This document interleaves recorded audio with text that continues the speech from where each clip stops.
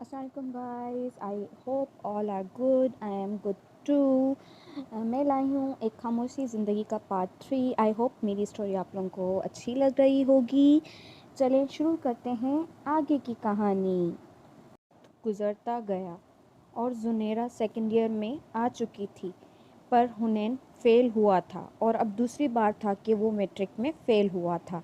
हुनैन पढ़ाई में तो कुछ अच्छा था नहीं शुरू से, और मैट्रिक में 2 बार फ़ेल होने के बाद उसके अब्बू ने उसका रिश्ता जुनेरा के ताया अब्बू की बेटी से कर दिया, जो खुद भी मैट्रिक पास थी और हुनैन से उम्र में भी काफ़ी बड़ी थी। पर हुनैन कुछ ना बोलता भी क्योंकि जुनेरा शुरू से ही एक टॉपर थी। हुनैन के माँ बाप ने इज़्ज़त रखने के लिए जुनैरा के अब्बू को कॉल करके निकाह की दावत दी कि इस डेट को निकाह है, आप लोग आ जाना।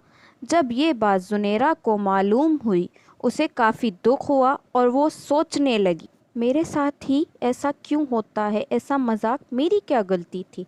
पर वो एक लड़की थी, कर भी क्या सकती थी। किसी को कोई फ़र्क ना पड़ा था, बस अम्मी को दुख हुआ था। पर जब अब्बू ही कुछ ना बोले तो अम्मी क्या बोलती। किस्मत के आगे चुप रही। निकाह पे तो ना जा सके क्योंकि उसके अब्बू को छुट्टी ना मिली, पर शादी पे जाना ज़रूरी हो गया था क्योंकि हुनैन के साथ साथ उसके बड़े भाई की भी शादी थी। इसलिए उनको एक हफ्ते पहले ही जाना पड़ा। वहाँ जाके देखा कि हुनैन साहब तो बहुत खुश थे, पर जुनेरा ही मुंह बनाए घूमती क्योंकि उसका दिल बहुत रो रहा था उसे देख देख। वो रो भी लेती, कभी सर के बहाने से और कभी मुंह पर ब्लैंकेट लेके, और कर भी क्या सकती थी। शादी छोड़ के जा नहीं सकती थी, तो सबको मालूम हो जाना था।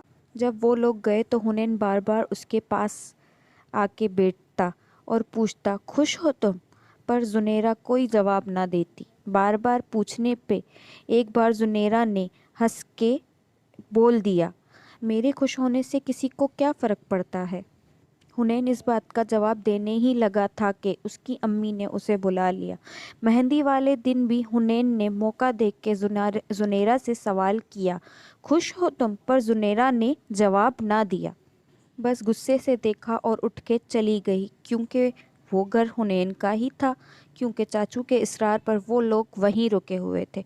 पर जब जब जुनेरा हुनैन को देखती, गुस्से से लाल पीली हो जाती। दिल करता मार दे उसे, उसका गला दबा दे। सब रस्में चल ही रही थी कि भाई हुनैन के भाई का था कि मैंने सारी रस्में करनी हैं। उसके चक्कर में हुनैन को भी सब रस्में करनी पड़ रही थी।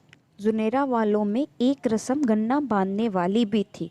जुनेरा गुस्से में गाना सिर्फ उसके बड़े भाई के लिए लाई थी और उसी को बांधा।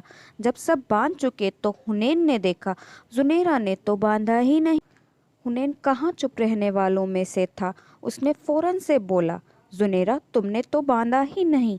जुनेरा वैसे तो कोई जवाब ना देती उसको, पर इस बार सबके सामने था तो वो गुस्से में बोली, मेरे पास एक ही था, वो मैंने तुम्हारे बड़े भाई को बांध दिया। हुनैन ने झट से एक गाना खोला और जुनेरा को दिया, ये लो और मुझे बांधो। जब वो गाना बांधने लगी तो कहता, मिठाई भी खिलाओ। उसने पहले तो घूरा उसे, फिर मिठाई खिला के अंदर चली गई। जुनेरा जैसे टूट सी ही गई थी। बाहर काफ़ी धूम मची हुई थी और ढोलकी चल रही थी, पर जुनेरा के अंदर एक मातम हो रहा था। दूसरे दिन मेहंदी थी। शाम को जुनेरा एक चारपाई पे बैठी थी। हुनैन अचानक आके बैठ गया और बोलने लगा, हर वक्त मुंह बनाए घूमती रहती हो, और हाँ, तुमने कहाँ खुश होना है, मेरी शादी जो है इसलिए। पर जुनेरा ने कोई जवाब ना दिया, वहाँ से उठ के चली गई। शुक्रिया मुझे सुनने का। वेट कीजिए नेक्स्ट पार्ट का और मुझे बताते रहिएगा कैसी लग रही है आपको मेरी कहानी।